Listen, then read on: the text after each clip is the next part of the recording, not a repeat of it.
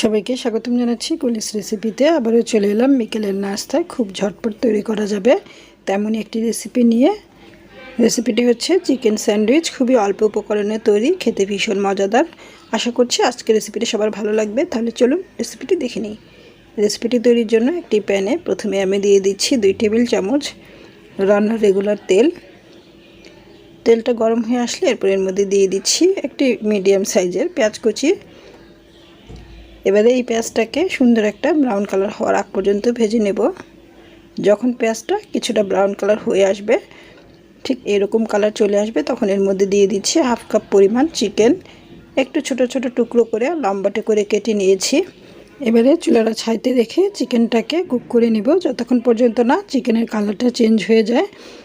চিকেনের কালারটা চেঞ্জ হয়ে যখন ঠিক এরকম হয়ে যাবে, তখন এর মধ্যে একে একে বাকি উপকরণগুলো অ্যাড করে দিব। আর এভাবে করে চিকেনটা একটু সাথে করে নিলে চিকেনের মধ্যে কোনো স্মেল থাকবে না, সুন্দর একটা সুঘ্রাণ অ্যাড হবে। এবারে দিয়ে দিলাম হাফ টেবিল চামচ সয়া সস, আরও দিয়ে দিলাম 1 চা চামচ আদা রসুন পেস্ট, হাফ চা চামচ গরম মশলার গুঁড়া, হাফ চা চামচ জিরার গুঁড়া, আর হাফ চা চামচ লাল মরিচের গুঁড়া, আর দিয়ে দিলাম স্বাদ অনুযায়ী লবণ। এবার মশলাগুলো চিকেনের সাথে একটু মিক্সড করে নিচ্ছি। মিক্সড করে নিয়ে এখন এর মধ্যে দিয়ে দিচ্ছি আরও হাফ চা চামচ ধনিয়ার গুঁড়া। ধনিয়া গুঁড়া দিয়ে আবারও ভালো করে মিক্সড করে নেব। সব কিছু মিক্সড করে নিয়ে এর মধ্যে দিয়ে দিব সামান্য একটু পানি, যাতে করে মশলাটা পুড়ে না যায়। আর মশলাটা কষানোর জন্য সামান্য একটু পানি দিয়ে দিচ্ছি। আর এই অল্প পানিতেই কিন্তু চিকেনটাও সেদ্ধ হয়ে যাবে। ভালো করে মিক্সড করে নিয়ে ঢেকে দিচ্ছি। প্রায় 5 থেকে 7 মিনিটের মতো এটাকে কুক করে নেব। 5-7 মিনিট পর দেখতেই পাচ্ছেন চিকেনটাও সেদ্ধ হয়ে গিয়েছে আর পানিটাও কিন্তু একেবারেই শুকিয়ে গিয়েছে। ঠিক এই পর্যায়ে এসে চুলা থেকে নামিয়ে নিয়েছি। চুলা থেকে নামিয়ে এবার একটি মিক্সিং বোলের মধ্যে চিকেনটাকে ট্রান্সফার করে নিলাম। এখন এর মধ্যে দিয়ে দিব মিডিয়াম সাইজের একটা শসা কুচি, বড় সাইজের একটা টমেটো কুচি, আর খুবই অল্প পরিমাণে এখানে আমি সবুজ ক্যাপসিকাম নিয়েছি। আপনারা চাইলে এখানে আপনাদের পছন্দ অনুযায়ী অন্য যে কোনো ভেজিটেবল অ্যাড করতে পারেন। দিয়ে দিলাম বেশ কিছুটা ধনেপাতা কুচি আর 1 টেবিল চামচের মতো কাঁচামরিচ কুচি। ঝালটা এখানে আপনাদের স্বাদ অনুযায়ী একটু কমিয়ে কিংবা বাড়িয়ে অ্যাডজাস্ট করে নিতে পারেন।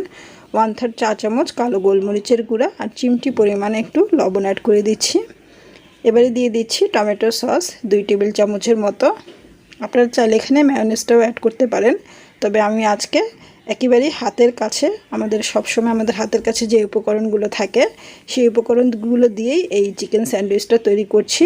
শুধুমাত্র টমেটো সস ব্যবহার করেছি। আপনারা চাইলে এখানে মায়োনেজটাও অ্যাড করতে পারেন। এবারে স্যান্ডউইচটা তৈরির জন্য এখানে আমি 8 পিস পাউরুটি নিয়েছি আর স্যান্ডউইচগুলো তৈরি করে নেব। এখন ব্রেডগুলোর এক পাশে এই চিকেন এবং ভেজিটেবলের পুরটা দিয়ে দিচ্ছি। ব্রেডের চারপাশে খুব ভালো করে চিকেন এবং ভেজিটেবলের পুরটা স্প্রেড করে দেব। ব্রেডটা চারপাশে ভালো করে স্প্রেড করা হয়ে গেলে এখন উপরে দিয়ে দিচ্ছি 1 পিস চিজ। আর এই চিজটা হচ্ছে রেডি টু ইট। এরকম 1 পিস চিজ দিয়ে উপরটাকে আরও 1 পিস পাউরুটি দিয়ে কভার করে দিলাম। ঠিক একইভাবে টোটাল 8 পিস পাউরুটিকে আমি 4টা স্যান্ডউইচ তৈরি করে নেব। আর এখন একটি প্যানে সামান্য একটু তেল ব্রাশ করে নিয়ে একে একে আমি স্যান্ডউইচগুলোকে দিয়ে দিচ্ছি। প্রথমে 3 পিস স্যান্ডউইচ দিচ্ছি, দিয়ে উল্টে পাল্টে চুলার আঁচ মিডিয়ামে রেখে দুপাশেই সুন্দর একটা কালার আসার আগ পর্যন্ত ভেজে নেব। অবশ্যই চুলার আঁচ মিডিয়ামে রেখে ভেজে নেবেন, তা না হলে কিন্তু পাউরুটিগুলো পুড়ে যাবে।